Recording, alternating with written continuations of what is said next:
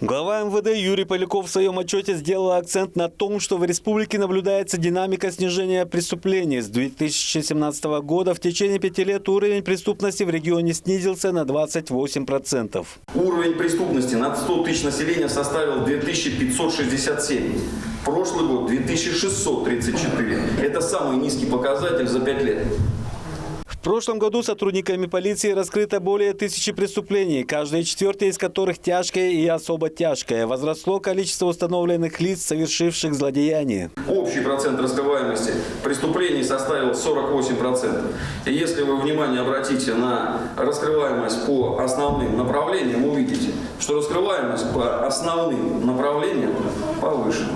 Увеличилось количество раскрытых преступлений, совершенных в прошлые года. Сотрудники полиции в результате комплекса оперативно-розыскных мероприятий выявлена организованная преступная группа в составе 5 участников жителей республики, совершивших серию краж скота в 2020 году на территории Тандинского и Чедыхольского районов, похитивших в общей сложности более 30 голов КРС. Раскрыто неочевидное убийство гражданина, труп которого обнаружен по месту жительства в селе Кызыл-Мажилык, совершенное в августе 2020 года. Установлены двое несовершеннолетних, дело направлено в суд.